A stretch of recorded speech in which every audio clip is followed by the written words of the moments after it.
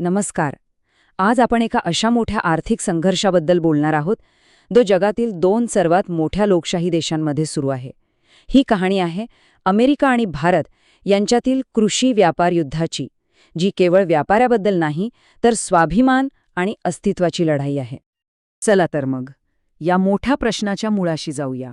हा काही फक्त अब्जावधी डॉलरचा खेळ नाहीये, तर यात लाखो लोकांचं भविष्य आणि त्यांच्या रोजगाराचा प्रश्न गुंतलेला आहे. या संघर्षाची मुळं आपल्याला सापडतात 2017 मध्ये, जेव्हा अमेरिकेने आपल्या व्यापार धोरणात एक असा बदल केला ज्याने जागतिक व्यापाराची सगळी समीकरणच बदलून टाकली. इथेच या सगळ्या वादाचं मूळ आहे. आता व्यापारी तूट म्हणजे नेमकं काय? सोप्या भाषेत सांगायचं तर, जेव्हा एखादा देश जेवढं विकतो त्यापेक्षा जास्त खरेदी करतो.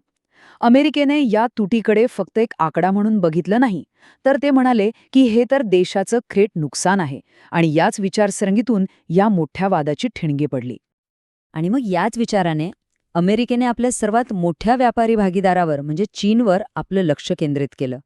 आणि इथूनच एका मोठ्या ट्रेड वॉरला सुरुवात झाली. अमेरिकेने चीनवर टॅरिफ्स लावले आणि चीनने मग जोरदार प्रत्युत्तर दिलं. त्यांनी अमेरिकेच्या सगळ्यात दुखऱ्या नसेवर बोट ठेवलं, म्हणजे तिथल्या शेतकऱ्यांवर. आणि त्याचा परिणाम तो आपल्या समोरच आहे. अमेरिकेची जी सगळ्यात मोठी कृषी बाजारपेठ होती, ती अक्षरशः एका रात्रीत कोसळली. निर्यातीचा आकडा थेट जमिनीवर आला. यामुळे झालं असं की अमेरिकेच्या शेतकऱ्यांसमोर एक प्रचंड मोठं संकट उभं राहिलं. त्यांच्याकडे जो माल पडून होता, त्यासाठी आता त्यांना एका नव्या आणि मोठ्या बाजारपेठीची तातडीने गरज होती. आणि ह्या शोधात सगळ्यांच्या नजरा वळल्या भारताकडे. एक प्रचंड मोठा देश, पण ज्याने आपलं कृषी क्षेत्र बाहेरच्या जगासाठी नेहमीच बंद ठेवलं होतं. पण भारताचा नकार हा काही साध्या वाटाघाटीचा भार नव्हता.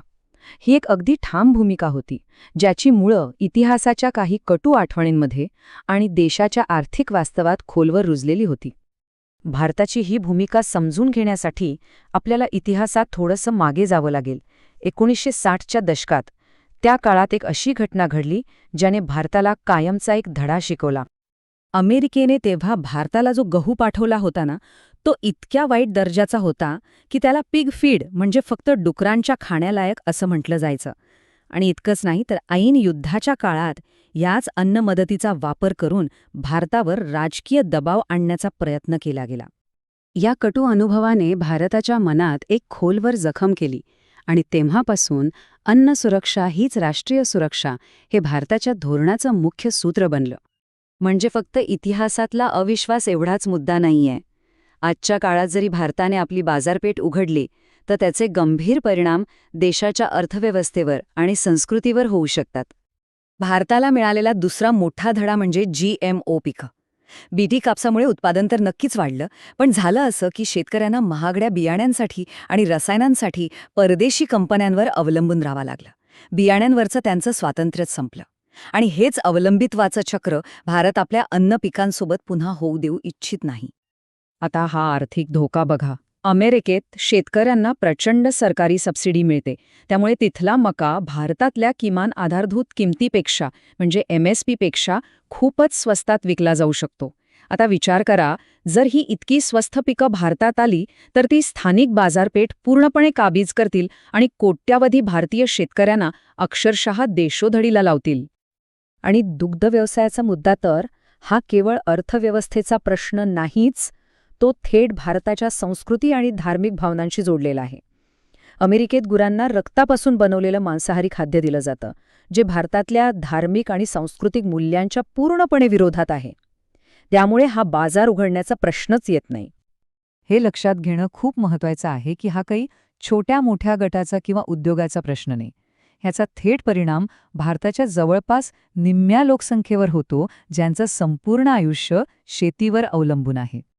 तर मग आजची परिस्थिती काय आहे? दोन्ही देश आपापल्या भूमिकेवर एकदम ठाम आहेत, आणि या कृषी व्यापाराच्या मुख्य मुद्द्यावर कुणीही मागे हटायला तयार नाही. भारताच्या या भूमिकेवर दबाव टाकण्यासाठी अमेरिकेने आपलं सगळ्यात मोठं शस्त्र बाहेर काढलं आहे. भारतीय निर्यातीवर मोठ्या प्रमाणात टॅरिफ्स लादणं, जेणेकरून भारतावर दबाव वाढवता येईल.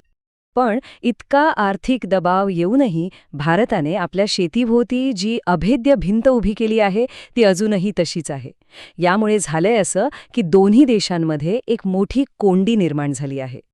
हा सगळा संघर्ष फक्त 2 देशांपुरता मर्यादित नाहीये, तर तो आपल्याला एका मोठ्या प्रश्नाकडे घेऊन जातो. जागतिकीकरणाच्या या युगात एखाद्या देशासाठी अन्न सुरक्षा हेच सार्वभौमत्वाचं अंतिम स्वरूप आहे का? आणि भविष्यात देश कशाला जास्त महत्त्व देतील, मोकळ्या व्यापाराला की स्वावलंबनाला? हा एक विचार करायला लावणारा प्रश्न आहे, नाही का?